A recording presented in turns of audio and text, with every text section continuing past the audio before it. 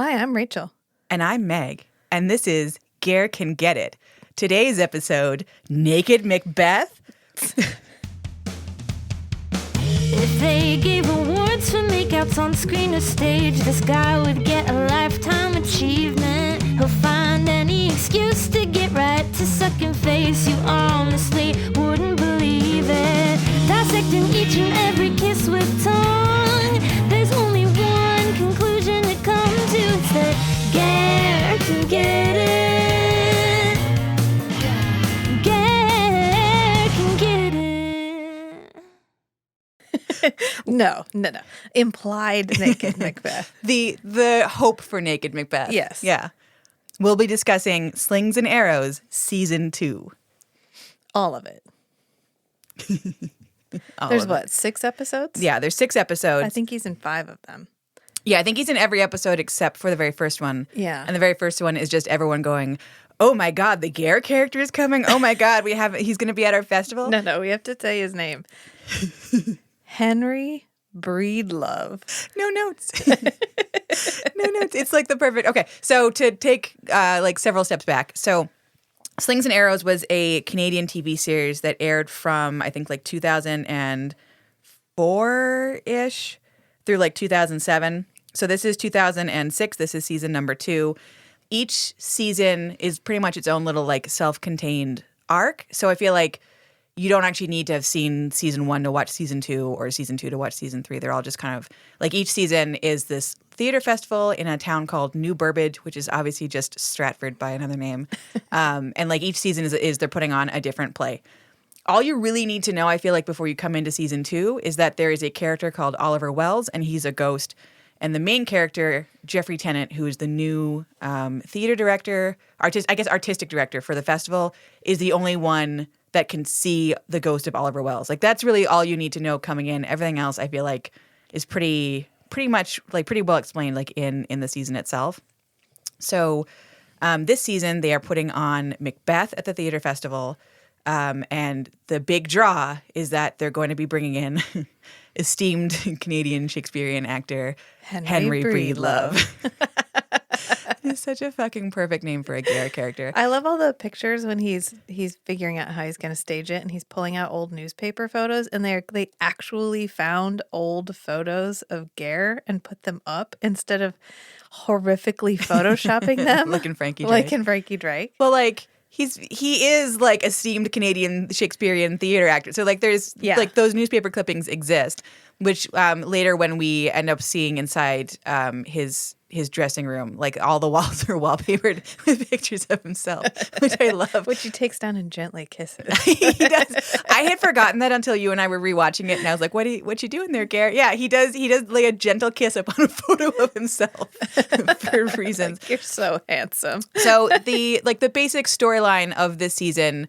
I feel like there's 2 big ones. There's one, the festival is struggling financially, and so they bring in the Mark McKinney character. So Mark McKinney actually does a lot of the writing on this show, which is kind of cool. He does the writing, and then he plays I don't remember what his actual job title is. He's like the He's chief like the admin director, person, financial director or something. Yeah. So he's struggling to get to bring in more sponsors and bring in more money, and so he goes to a PR company where the head PR guy is played by Colm Feore. Yeah. So again, every actor in this whole show is just like old Stratford guys and or like Ger's best buddies. So I just love it. So they have so that's one of the storylines where they're trying to get money. They have Colm Feore. Colm Feore has this like insane, really awful ad campaign where all the ads are just like, if you're dying and you suck, you should come and see. If you like this theater company, fuck you. Yeah, you're an idiot. You're a moron. Yeah. Which actually ends up being successful at the end, and a bunch of young people are like, oh, like these are bullshit reverse psychology ads. Like, okay, I'll come in. Yeah. So that's like the one. Oh, and then it turns out that Colm Feore's character is just a giant scam artist this whole time. So that's the smaller thing. And then the main plot is Jeffrey Tennant, so is played by Paul Gross, the main character, the main artistic theater director, is trying to put on Macbeth, and he's trying to put on like his own version, put his own spin on it. But because he's new to being the theater director, everyone wants him to do it the way that Oliver, so the guy that's now a ghost, the way that Oliver would have done it. And the Henry Breedlove character only really agrees to be part of the play because he's like, oh, you're going to do it. You're just going to be reading Oliver's notes. You're going to do it the Oliver way. That's the way that I want to do it. I played this character 3 times before. Like it's a big, I feel like the main thrust of the whole season is just people who are like, theater is a job. Theater is a business. Like, let's just do it and get it done and like be over with it. And like, I did it this way 7 years ago. Like, let me just do it again this way because it worked and was fine. Versus Jeffrey Tennant, who is portrayed, I think, as like the one who actually cares about theater and like what theater means. And I want to have an impact on the audience. And I want us to explore what these characters are thinking and what they're feeling. And like, he wants to actually delve into the text and find something new and find something truthful to try and present to the audience. So like, I feel like that's the main thrust of the conflict. So I love this more than Forever Night. Like, I don't, like, I can't, like, I love Forever Night, obviously. I think Forever Night is good, but this feels like the truest Ger performance that we've seen thus far in our. Yeah, that's fair. Because he's basically playing like a giant blown up caricatured version of himself. Yes. So he when we first see him, he's coming to, I guess, like the first like reading of the play. Like all the actors are like sitting in a room and they're just supposed to do like a table reading. Yeah. And Ger oh my God, the whole time he's doing his like bemused eyebrow face. And I was like, check, mark it off the list. And then before they start, he's like, can I actually just do like a recitation of the dagger speech from Macbeth? Because like, that's just like a thing I do to get ready, you guys. Like, can I just like perform for you and like just ham up the whole fucking room because I need to? And everyone's like, oh, okay, I guess. All right. I mean, you're Ger, so like, sure. So like, what I love though is like, the character is obviously designed to be like a giant ham, and he thinks he's smarter than everybody else, and he thinks that his way is the only way and his way is the only right way. And he is not afraid of like trying to be sort of devious and like turn like all the other characters to his way of thinking. And because he like, it has to be my way, like, because I'm the only one. But at the same time, they don't ever insinuate that he's not actually an amazing fucking actor. Yeah. Like he has, that he's stagnant. Yeah.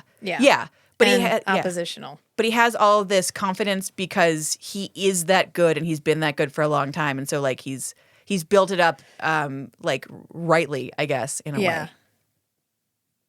So anyway, so they have him be like a giant ham, and like the whole season is just him like choosing to ignore Jeffrey. And then it's I know best. It's I know best. Yeah. So he actually gets fired from the role at one point because Jeffrey's like, I can't even fucking deal with you. And then they end up like realizing that they need to bring him back because the actor that they've like the understudy that they had to play Macbeth just like was only really able to handle it for one performance, and only because his emotional terror at playing Macbeth carried him through and like saved that actor's marriage, which I think is kind of a funny subplot. But even when he gets fired, another actor is like, well, let's go and like watch the play and see if Jeffrey's directions and Jeffrey's ideas, which are different than yours, like see if those have any merit, if they're any good, and if they suck, then you can sit there and gloat and like rub your hands and be like, yes, I'm right. And they watch it. They realize it's a like Jeffrey. He does have merit. Like the vision of the play that he has is a good one, and it's a worthy one, and it's one that like that Ger's character should be excited and happy to be part of. And so the other actors like, just suck it up, man. Just like go over there and say you were wrong and apologize and beg to be let back in the play. And so I love that there's like 12 seconds where Ger's character has any kind of introspection. Yeah. Any kind of like realization that like some other perspective might be valid. But then when he shows up to see the Jeffrey Tennant character, Jeffrey Tennant has been convinced by his on-again, off-again girlfriend, played by Paul Gross's real-life wife, Martha Burns, which I love. I love real-life husband and wives playing boyfriends and girlfriends. I don't know why that just I love it so much. Tumultuous ones. Especially tumultuous ones where they like scream at each other and throw each other around. Like I don't know why I like that so much. But so she has basically begged him to go and beg the Ger character to come back. And so both of them both of them are like approaching each other, like each of us is going to be begging the other one to like have this collaboration happen again. But the second Ger's character realizes that someone is going to beg him to be in the play, he immediately switches back to, oh, like you want me? Well, you better be on bended knee. Yeah, you Do better you know apologize. who I am? Yeah, you didn't give me the respect I deserved. Yes. Yeah. Not even just apologize. Give me the respect that I deserve. Like, do you? You need to admit to me that you are am inexperienced and that I have the most experience and that my way is the only correct way and like I am God. And I was just like, I love it. I love what a giant ham this character is. So we have his character thinking he's the only one that's right, getting fired for his arrogance, being brought back in like on bended knee, and then in the final performance, the only way that the Jeffrey character is going to be able to get the Ger character to perform the play the way that that Jeffrey wants him to is by enlisting every other actor in the play To secretly force him. to. So they like move a bunch of like sets around, they block off a bunch of entrances, they like physically like they move him around the stage like a caged tiger. Like they're just like pushing him in different directions. And he gets it's like my favorite episode I've ever seen in anything he's been in. I love it. I've watched it like 15 times. Because he just gets angrier and angrier that he's being forced to do something in a way that he doesn't want to do it. So he's just like pacing behind the stage and he's like kicking sets and like screaming and swearing. And then this is my favorite. So the main change there are two main changes that the Ger character disagrees with Jeffrey about. One of them is that in the scene where Banquo's ghost comes in, I guess sometimes some theater troops, I guess, will play it with an empty chair, and they'll have Macbeth like just talk and scream at an empty chair. And sometimes they'll have an actor who is dressed like, I guess they'll have the Banquo actor come in and like sit in the chair and just kind of like sit there silently and be bloody and be the ghost, and they'll have the Macbeth character talk to that. So the Oliver Wells / Henry Breedlove version would have had a physical, like a human being sitting there and playing the ghost.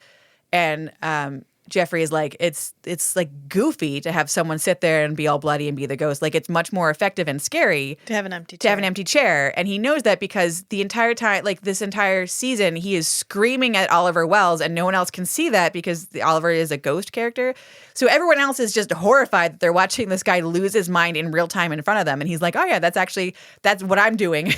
Me losing my mind is actually an effective way of communicating with an audience. So like that's the first change that they want to make. And the second, more delicious change is that Jeffrey wants to humanize the Macbeth character. And the way that he wants to do this is by having Lady Macbeth stripped down. I gotta focus. Stripped down Macbeth on stage, like wash the blood off of his face and body, and that seeing him in his nakedness will remind the audience that this is not like a greater than life monster, that it's just a human man. And as we have established from everything that he's been in, Ger don't do nakedness. No, Ger don't do even the suggestion of nakedness. He don't do not even shirtless. No. Nothing. No, it has to be shirt and vest and then second vest and then scarf and then jacket. Yes, and then balaclava and then and then parka. Yeah. So yeah, I kind of love that it's like, it's not even just that like this character doesn't want to be naked. It's like, no, like this appears to be an actual thing. Like he will not, none of us are prepared for this whatever. feels like a commentary slightly on his career. Yes. I know, no, the whole you character. cannot undress me. No, I will quit before I let you undress me. So during this final performance, they're like pushing him around the stage, and he's just like growling and roaring and whatever. They get him to the scene of the nakedness, and you see the Lady Macbeth character, like she's starting to unbutton his little shirt, and Garrett, like the panic on his face. It's totally real. It felt real because they're doing it like this is the performance. This is like live on stage. So this character is like, I can't stop this. So he keeps trying to like grab her hands and trying to kiss her, and I was like, that feels accurate and correct. And then she gets on her knees and she pulls his pants down, and you can see Gary is whispering at her, or the Henry Breedlove character is like, I'm not prepared for this. I'm not prepared. Like, look into my eyes. Look what I am not prepared means. And what I'm not prepared means is he's not wearing like boxer shorts or underwear or anything. It's just free balling it. So she pulls his pants down on stage, not expecting to see full frontal, and she gets full frontal, and they they cut this. So I love how they cut this because they immediately, so they go from his panicky face to her, oh my God, you're not wearing underwear face. And then they cut to the audience reactions. And so based on the really terrible, weird PR campaign, you have all of a sudden there's a lot of young people in the audience instead of the normal like older subscribers to the new Burbage Festival. So the audience is full of young people. And the Minister for Culture, because they had to also borrow money from the government to help the festival even just like keep running this year. So you have this important government lady. You've got a bunch of young people, and then also in this season they have a lot of interns helping them like just do admin stuff around the festival. So you've got interns who are stoned out of their minds. You've got the young people, and you've got the Minister of Culture, and every single person in the audience that they show isn't just making a like, oh, I didn't expect nudity face. Every single one of them is like, oh, oh, wow. I am not mad at this. Yes. Every single person in the audience is making the like, wow, what a great dick face. And I was just like, good job. Good. I am engaged. I'm engaged with this. So then they have him like, they go back to him being mortified. They have him shuffle off the stage.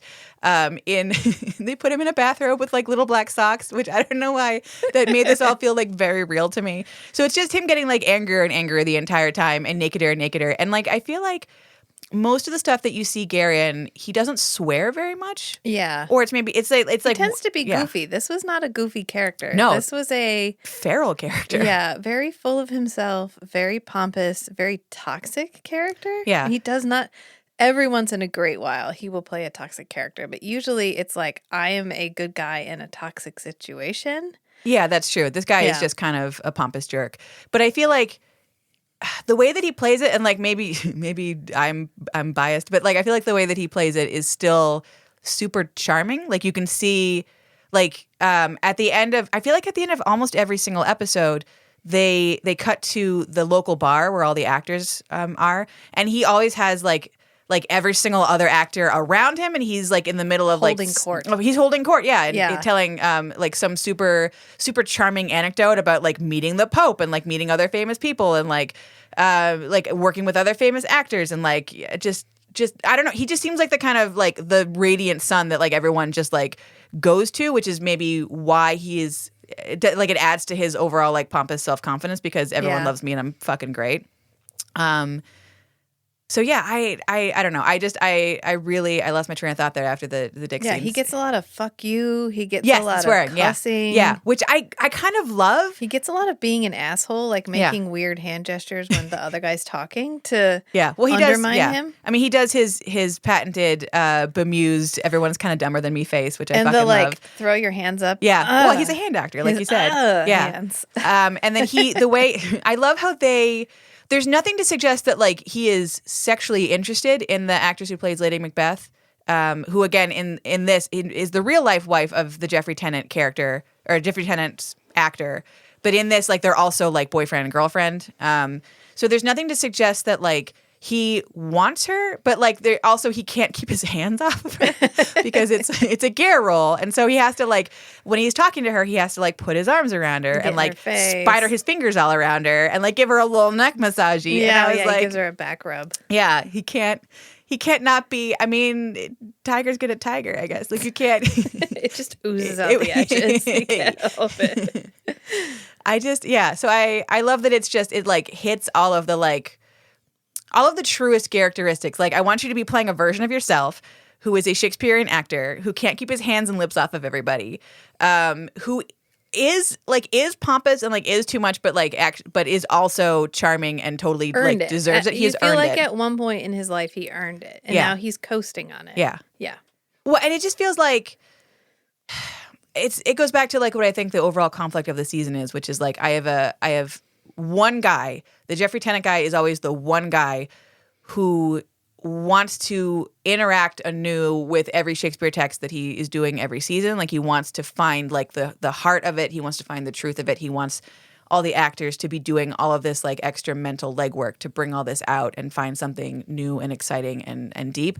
And everyone else is just like, this is a fucking job and we only have so much time. And it's like Macbeth. We've done Macbeth before. Let's just do it. Yeah. So I would recommend watching this. Like I really liked this season. There's like the subplots are fine, and the early 2000s fashion is something to behold. Although I will say I do like they did a good job, I feel like, of dressing Ger. They threw him. I feel like it's if you close your eyes and we're like middle-aged pompous theater actor the year 2004 go. I feel like that's the outfit that you get. So you get the turtlenecks, you get the corduroy jacket, Scarf. You get the scarf, you get the corduroy jacket with the elbow patches on it. Yeah. I don't know. It's perfect. Tan. Yeah. Yeah. Yeah. You get like pompous ass, and I fucking love it. But everyone else, it feels very of the moment. It feels very like 2004, where you're just like, why is everything cut just wrong? Why is everyone so fucking ugly? It's either really tight or really loose, and there's no in between. Yeah. Yeah. Yeah. Which is sort of like, oh, I forgot like that we all dressed ourselves like we were blind for like a period of like 6 years. And everyone's hair is really thin looking and chunky. Yeah, except for Jeffrey Tennant. I like how they're like, how can we express physically his madness? And what they ended up with was like, what if Paul Gross just like grows his hair a little, like just long enough that's like slightly too long, and we use all of the hair gel in the back and we just stick it straight fucking in the air. Yeah. Not like on purpose hair gel, but like I just rolled out of bed 12 seconds ago hair I've gel. been bathing in the sink. Yeah. Yeah.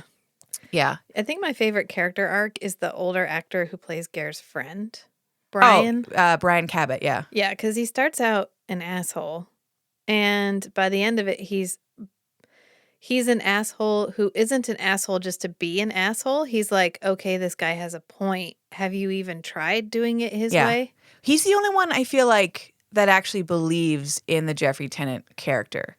Like we were talking earlier. I was trying to remember how He's willing to listen. He's willing to listen. Yeah. Yeah, because I couldn't remember how the Jeffrey Tennant character actually becomes. I was gonna say ensconced. That's not the right word. Like how the Jeffrey Tennant character comes back to the festival like to start season 1, because the idea is that he had been an actor there like 7 or 8 years ago. He had a mental breakdown on stage. He was hospitalized in an asylum for like 8 years.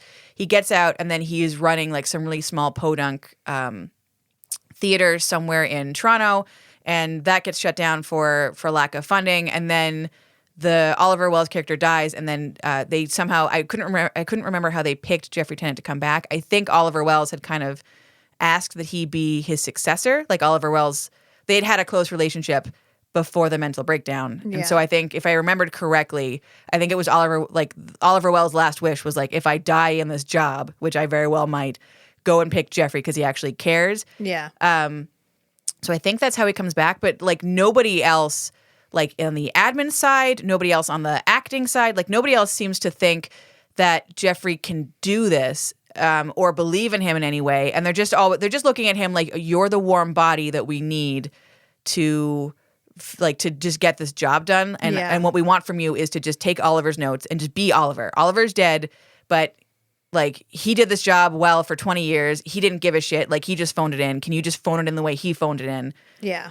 So I feel like the Brian Cabot character, which that like a lot of the actors in this, like they have like actors playing themselves. So I don't know if Brian Cabot is like an actual. It feels like he might be like an actual guy. It could be like an actual. It feels Yeah. like a commentary on the actors that have been like they've been doing Shakespeare for so long, they've forgotten how to reinvent themselves, and it's just like, no, I'm Henry Breedlove. Yeah. Like, they've okay, we'll forgotten do how it to like care. this. No, I'm Henry Breedlove. Yeah. I've done this 3 times before. I know what I'm doing. So it feels like a commentary on that. And I think that he does a really good job making that commentary. Yeah. Both showing up as Ger and then as like, what if I got lost in being who I am and in not being what I could, like in not being an actor. What if I were me but worse? Yeah. But like an asshole. Yeah. Like, Let me dig deep. Let me dig deep into my bag of tricks. I'm sorry. I just keep remembering him kissing the picture of himself. I love like it. gently too, just like cradling it and then bringing it to his lips and being like, "You're so handsome," and then putting it back. I want to believe this is just a documentary so badly that they were just like, okay, you're going to be at the bar drinking and we're just going to have a camera guy. Don't just worry. Pretend he's not there. Yeah, if someone says Henry, just like look up because like that might be your name in this. We don't know. We'll figure it out in post. But like, just have a good time, man. Yeah, I want to know if he said a different line every time, because every time they cut to the bar and it's him holding court, he gets like one line and then everybody laughs. Yeah. And I want to know if every time they did a take, he did a different line. I choose to believe he was telling actual stories that have happened to him in his actual life. Because it's ridiculous stuff like, and then everybody said, "Why is the dog not crying?" And then everybody laughs, and it's you don't get context for that line. There's no possible story. Although, actually, why is the dog not crying? I mean, we've now seen 3 things he's been in that could have. He does a lot of smart dog acting. He does. He acts with dogs a lot. Probably because he's similar to a golden retriever. I don't know. He's got that like I could lick anybody energy, and he does. Like that is one of my favorite things in this. It's like. Anytime they show any of the Macbeth rehearsals, anytime that he's in the like sitting in the audience while someone else is on stage doing rehearsals, like anytime he is near any human person, he is immediately like trying to kiss them. Like the number of times they've shown him like rehearsing for Macbeth, and he's trying to like lay his lips on Lady Macbeth, and she's kind of like not in this scene, man. And he's just like, nope. This is what I bring. But how about now? I've done this 3 times before. I think I know when I'm supposed to kiss you. It's really interesting to see him take his generally affable character, which is sort of the undercurrent for most of his characters, and then see him use the same like affableness, but as him being a jerk about it. Like there's that one rehearsal scene where he's like, I think I would actually move to this part of the stage. Like, I don't think I would go out on this because they build that thrust section of the stage. And he's like, I don't think I would go out there. I think I'd go downstage. So I'm just going to do that, okay? Because I'm pretty sure that's what I would do. I'm not going to use the stupid thrust thing. Yeah. Yeah. Yeah. No one else could possibly understand anything. No one else could possibly like know how to do it correctly other than me. And then he does the like please, like he puts his hands together and he does his like so obnoxious please face, and it's this we've seen that face on him before in other things, and yet in this context it's so smarmy. And I think smarmy's the right word. Yeah. I think smarmy is the whole vibe because it's charming but also a dickhead. Yeah. And that's what we're going for in this. And he doesn't even just like say like I know the best direction for my character. When you see him later at the bar with the Lady Macbeth actress Ellen her character's name is Ellen Fanshawe. When you see them together, he's like, you know that everything Jeffrey is telling you in terms of direction is wrong, right? Like he can't possibly light you where you are. If he has you over here, then in the next scene when you have to be over there, you're going to have to be walking and everyone's going to look at your butt. And like, I can't imagine people looking at someone's butt. So like, let's not do that. Like just like, no one else could possibly know other than me. Like you get that, right? Spider fingers. Yeah. I like this so much. This is my favorite. The number of times I've been bugging you to watch Slings and Arrows with me, like I don't know that I would recommend seasons 1 and 3. Like, admittedly, I watched this totally cockeyed backwards because I knew Ger was in season 2, so I watched season 2, and then I was like, oh, I really like this. Let me go back and watch season 1 so I understand like if there's more with the ghost and like how he becomes a ghost and whatever. Let me watch season 3 so I know what happens to all the characters afterwards. And I feel like season 1 and 3, they shouldn't feel so different. I mean, like the basic idea is the same. Like we're at the theater festival, we're putting on a play, we're low on funds, like go. But season 1 and season 3 for me, everyone just felt so much meaner.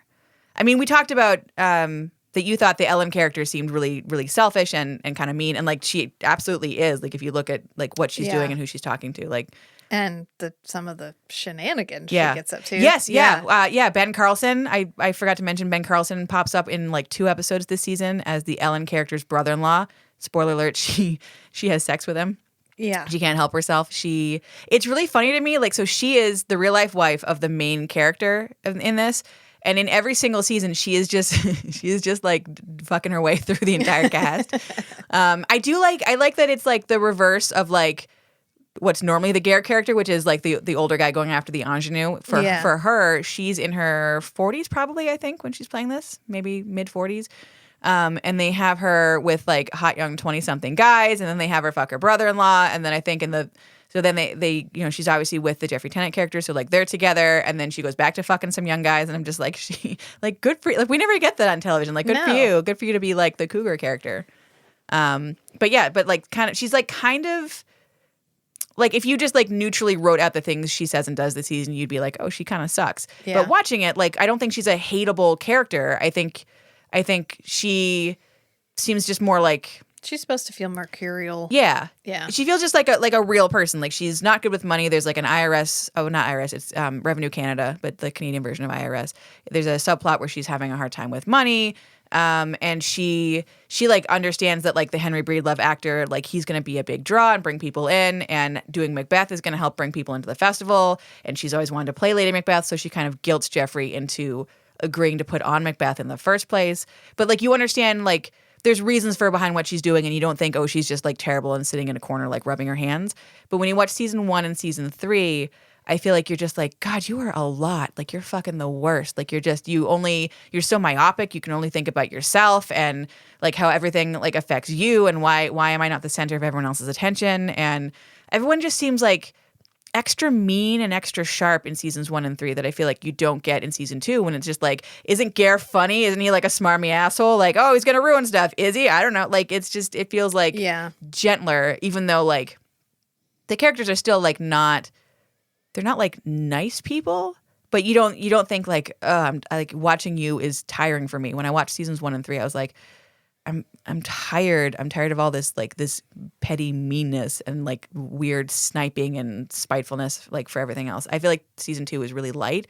So I'm not saying don't watch like seasons 1 and 3, like they're fine, like they're good, but I feel like I didn't get as much like personal enjoyment as I did out of season 2, and that's regardless of the fact that it's Ger playing that character. Like I think he does a good job. I obviously I like him. That's why we have Ger Can Get It as a podcast. Spoiler alert.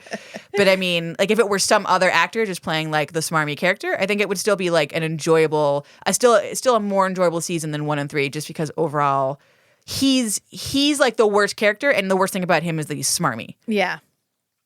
So I don't know. That he's like stubborn. Yeah.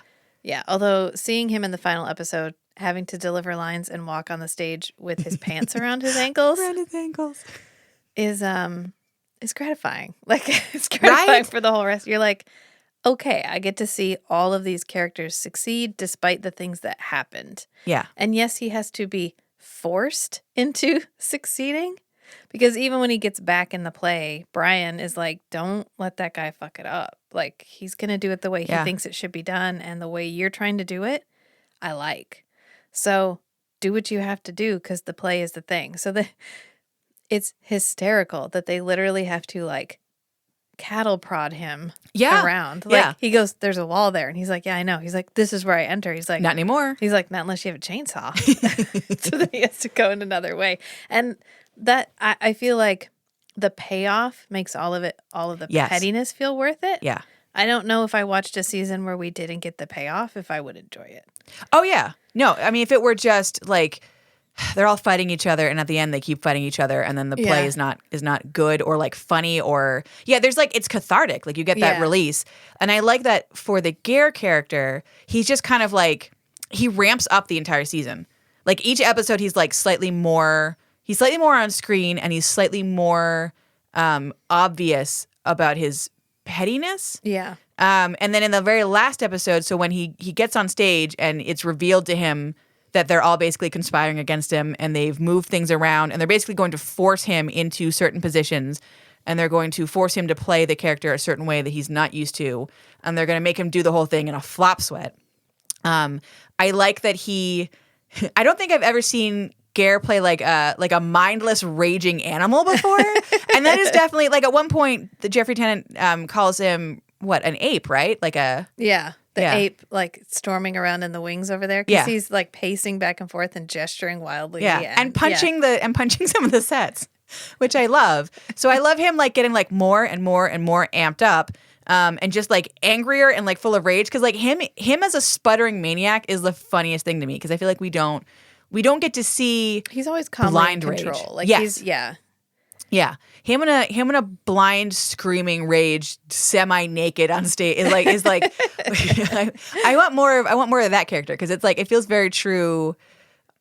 Not the blind rage, but like I feel like the I'm the world's most amazing Shakespearean actor. Fucking love me. I feel like that. Like I love him as that, and him just being like crank and like moving it up to 11 and being like that, but losing my fucking mind. Yeah. And like again, so like the fact that it's not just like the blind rage, but it's the blind rage, and then him swearing, which I love, and then like screaming, and then him in a bathrobe with little black socks, which I don't know why that like sells it for me, and him like like marching off in the wrong direction and going fuck. Like I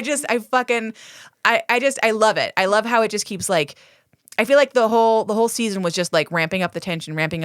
Like is the whole theater festival going to shut down because we have no money and we have this PR company that is like crapping on the festival like on top of that. So we have no money. We've lost the money from the government. We gave it to the PR guys. No one's going to show up because they're all canceling their subscriptions because all of the billboards around town call them like fucking morons for showing up to the theater festival, like corpses who are on their last legs, who are dying. And then we have Ger, and he's not taking any fucking direction. And like, is Jeffrey going to even be able to put on the play? And then there's like a separate subplot where they're also putting on Romeo and Juliet with like the world's most obnoxious, take all the air out of the room director who is like, he's a Canadian, I think, and in real life this guy is like also a director, which I think is funny. But like the character he plays is a director who was obnoxious, a Canadian director who was obnoxious, and then he went to Berlin to be reborn. And he comes back dressed like Eurotrash, which I love, with like giant glasses and spiked up hair and like the 17 scarves and like belts and belts and like an oversized pinstripe jacket. And he wants to do like an avant-garde version of Romeo and Juliet where everyone's dressed like chess pieces.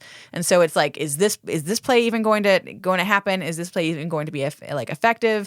Like there's just like a rising level of panic, I feel like, throughout the whole season. Like, are we going to be able to put this together? Like, is this the last, like, are we killing this 50-year-old theater festival here now in real time? So like to be able to get the end catharsis of like Ger's implied dick and then him and him like screaming his head off. I was like, yes, like yes. Good. This feels worth it. This feels worth it to just be like, release this. So yeah.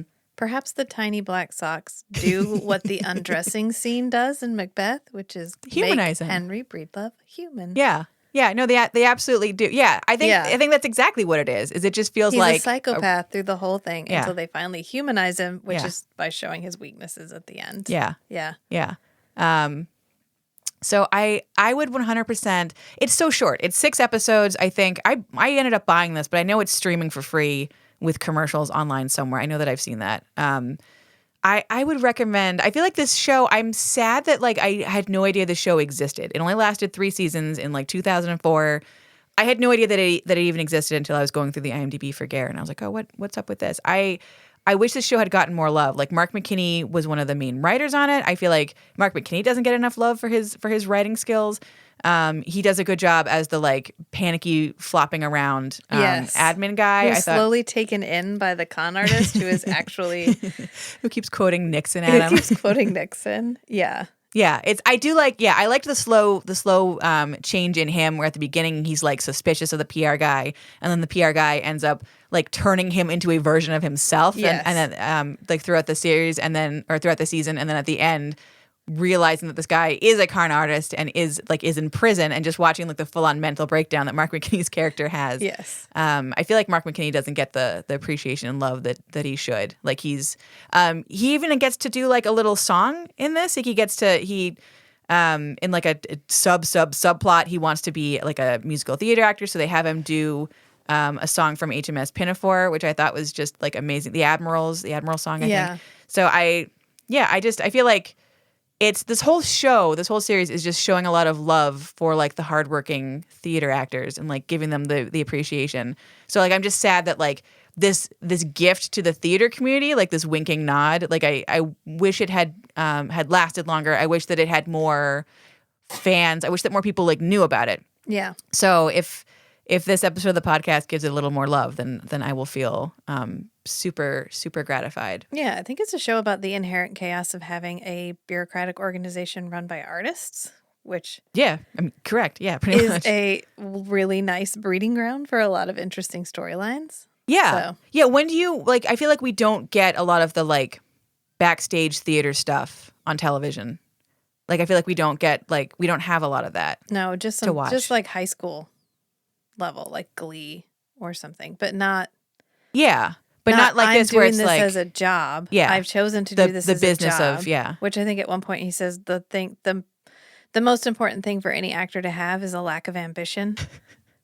Like there's a lot of good so lines. sassy. Yeah. And there's a lot of, I have a feeling if you watch this several times, there's a lot of things that play into later. Like he's arguing with an empty chair and somebody's like, you don't know how terrifying it is to see you argue with an empty chair. And he's like, okay, great. Let's fire Banquo because the scariest thing is going to be Yeah. arguing with an empty chair. Yeah. And there's just a lot of things that happen early on that later come to fruition. And it's interesting to see. No, absolutely. Like I feel like the writing on this was really sharp and really good. I mean, I guess my only complaint would be sometimes it feels like they have too many balls juggling in the air. Yeah. Like we've got the Romeo and Juliet play, we've got Macbeth, we've got the theater festival struggling with money, which that does kind of come over from season 1 a little bit. Like they bring that up.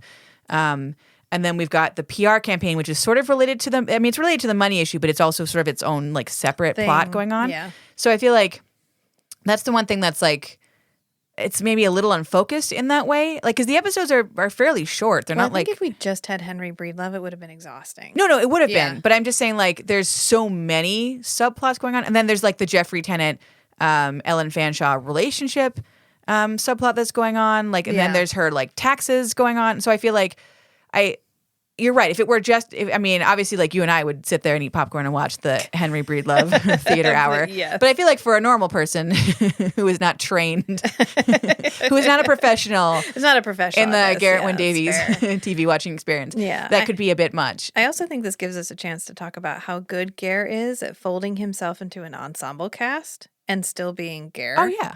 Yeah. Like he does that in pretty much anything he's in, with the possible exception of Deadly Harvest, where it's like he doesn't have to be the main character to be the one you're paying attention to. He does because he's in it relatively little. Yeah. He gets short little scenes which are intense but are still short, but it ends up enhancing the overall ensemble rather than eclipsing the ensemble. Oh yeah. Yeah, absolutely. He does the same thing in Forever Knight, where you don't just remember the Nick Knight character, you remember Skanky and all of the other side characters too. Even though he actually gets more screen time than they do. Yeah. Well, and here it's the reverse of that, right? Like you said, there's like he has less screen time because he's not the main character, but you remember every single interaction he has with everybody. He does play very well as part of like a team. Yeah. Yeah. He does really well when he has people to play off of. Yeah, which is another benefit of this being all like old Stratford Festival theater pros, because they have that rhythm with each other. They just kind of like immediately start swimming together again. Right. Which I love so much. Yeah, but you're right. He does immediately like feel like part of this universe. Yeah. I don't know that, like, so in the first season there's another character who's like this kind of the same, like the equivalent of like the famous guy that is coming to the New Burbage Festival to be part of a play, and like he'll be the draw and he'll bring all the money in. And I don't know that. So for the first season, it's a guy who's supposed to be a young movie star, and I don't know that like it doesn't have the same. He doesn't feel like as part of the universe the way that Ger does, and maybe it's just because Ger is playing like, I'm a theater actor and I'm joining the other theater actors, and so we're part of the same world already, and like here I go. Yeah. Whereas for the kid in the first season, he's famous movie star, and I want to get some cred, and the way I'm going to get cred is by playing Hamlet. And so I'm going to come to the famous theater festival and I'm going to play Hamlet, and then everyone will know that I'm a serious actor and not just like a teeny bopper. So maybe like that's maybe on purpose, but he's not as integrated with everything. It's just him and the Rachel McAdams character. Because Rachel McAdams, before she became famous, she was in the first season and also episode 1 of season 2, when they give her like a little farewell. It's mostly just those two characters together, and then sort of focusing on the famous actor, like focusing on him like as on his own as himself. Whereas in this season, it's Ger as part of the play, Ger as part of the theater community, like Ger as a disrupting force. Ger as a cowlick that won't lie down flat. Yeah. No matter how much gel you put on Exactly. it. Yeah. So yeah, I think it's more effective that way, just because it's like it feels very realistic. Like the town feels like Stratford, and the festival feels like Stratford. It feels lived in. It feels like they were writing from experience. Like this was the real world that they had, and they just crossed out Stratford and wrote New Burbage and went wink. Good job, guys. Ger Scratch, Henry Breedlove. I still cannot get over Breedlove. Like I just Henry Breedlove. She calls him perfect. Hank at one point. Yeah. Well, just to fuck with him. Yeah, to bring him down a notch. Yeah. You're not Henry. Yeah. Hank. I It loved was good. It was really good. I had to do the thing where I watched the end because it got really tense, and I don't do tension. So we had to watch episode 6 and then go back and watch 4 and 5, and it was still good. I enjoyed it. Yeah, I mean, I had to know where we were going. Yeah. Well, I mean, and like that kind of goes back, I think, to like the only complaint because I have it was good. is that because there was a lot of tension. Yeah. Yeah. I guess that's, like I said, that's the only like real complaint I have is that there are just so many subplots, some of which I'm like medium invested in, and some of which I was like, if you cut out like the tax issues, like does it really change anything? I mean, yes, like I guess it cuts out Ben Carlson and like Ben Carlson making out on screen, like thumbs up. And you can't cut Lionel Train because then you wouldn't get to humanize the secretary. Yeah, I think it's to give everybody a chance to be a full character. Well, and the secretary character, she has a pretty large role in all the seasons, I think, if I remember right. Like she's a much bigger part than you would think for just being like, oh, she's kind of the main administrative assistant to the Mark McKinney character. Like just saying that, you'd be like, oh, is she just answering phones? But like she refuses to get him coffee. Yeah. Well, but she really feels like the unsung hero throughout the series to me. Like she's the one that is actually that she knows where all the paperwork is and she knows what has to be done, and she is the one that's like keeping all the balls in the air and running everything. Yeah, in a group of artists. Yeah. Who are all just, it's like herding cats. So it feels like she's the one that's like making everything happen. And so like the subplot with her and the Lionel Train, the playwright, feels just sort of like it's meant to humanize her, but it also just feels sort of like cruel for no reason because they give her so much screen time anyways. Like you couldn't have humanized her some other way. Given her a happy, like a happy thing. You could have done something else with her because then it adds in like, oh, now there's another place. Now we've got Romeo and Juliet, we've got Macbeth, and then this guy I think is supposed to be. Like Stratford will always have like a Canadian playwright with like a new play, and so I think the idea is that like he's a Canadian playwright with a new play, and like that's his Stratford equivalent. But it just felt like here's a little cruel thing for no reason, and he's like extra neurotic and like changing the writing of his play like as they are about to perform it, and it's just sort of like you are just like stressing me out and giving me tension and making me feel really bad. For Anna, the secretary character, for like why? Like because I already felt bad for her because she was so put upon. Yeah. So it's not like you needed to give me something extra. And like you could have humanized her in some other way. You could have told me her life story in some other way. And I don't even know that I need her life story because like I already feel bad for her and see like all the work that she's putting in to just make this festival happen and to help the admin guy who seems stupid and the theater guys who are ignoring her, and like she already is the one trying to hurt all these cats. So then to also be like, this guy has sex with her and then steals her whole life story to put into a play, it's like you're just like, why are you like, that's the only thing that feels sort of like punishment to watch. Yeah, you could have given her something happy. That could have been fine. Yeah, happy or nothing. Like, yeah, happy or nothing. Yeah, he could have taken her story and it didn't have to be this weird twisted. He made her talk about her life during sex because, like, knowing her humble characterness turned him on. It was kind of gross. That was a lot. Oh, tell me about the little people from Winkler, Manitoba. Like, are they real? Are they like people? Are they like actual people? Yeah, that was a little... okay, can we go back to Ger? Can we go back to the jokes about Ger's dick now, please? Because this is a lot. Because I feel like I'm okay with it with us focusing on, like, the theater actors who don't give a shit and the theater actors who are smarmy and full of themselves because everyone wants to blow them. But then when we have the playwright that thinks everyone around him is an idiot and a moron and beneath him and simple and small, and I will just pull from their lives and it won't matter because I am the only one who matters and I'm the only important person. And like the art is above it all. Like it feels like, okay, I'm exhausted now. Like I I like the Jeffrey, let's interact with the art versus everyone else being like, it's a job and we did this and we don't care. Right. I don't like the playwright who is like, not just like, let's interact with the art, but like, let's interact with the, like, let's create art and the art is more important than any human being and their feelings and like no one else matters but the art. Like that seems like that's too far. That's too far in the one direction, and it's uncomfortable and painful to watch because it's not just like I'm sort of a pain in the ass because I care about art. It's I'm a pain in the ass because I'm a fucking monster. Yeah. Like that's I don't know.